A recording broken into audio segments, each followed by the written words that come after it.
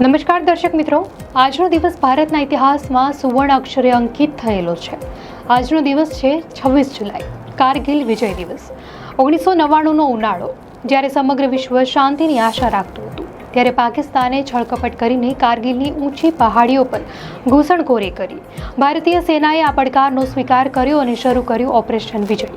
આ યુદ્ધ કોઈ સામાન્ય યુદ્ધ નહોતું. તે લડાયું હતું વિશ્વના સૌથી ઊંચા, સૌથી ઠંડા અને સૌથી મુશ્કેલ પહાડી વિસ્તારોમાં, જ્યાં શ્વાસ લેવાનું પણ મુશ્કેલ હતું. આપણા જવાનોએ 20 સેલ્સિયસથી પણ નીચા તાપમાનમાં બર્ફીલા પહાડો પર ચડીને દુશ્મનોને તેમની વ્યૂહાત્મક ચોકીઓ પરથી ખદેડ્યા. આ યુદ્ધ 60 દિવસથી વધુ ચાલ્યું. ટાઈગર હિલ, તોલોલિંગ જેવા દુર્ગમ શિખરો પર વિજય મેળવવો એ કોઈ ચમત્કારથી ઓછો નહોતો. આપણા સૈનિકોએ દ્રાસ અને બટાલિક જેવા વિસ્તારોમાં અપાર હિંમત બતાવીને દુશ્મનોના મનસૂબા નેસ્તનાબૂદ કર્યા. મિત્રો, આજના દિવસે આપણે વીર શહીદોને શ્રદ્ધાંજલિ અર્પણ કરીએ છીએ, જેમણે માતૃભૂમિની રક્ષા માટે પોતાના પ્રાણોની આહુતિ આપી દીધી.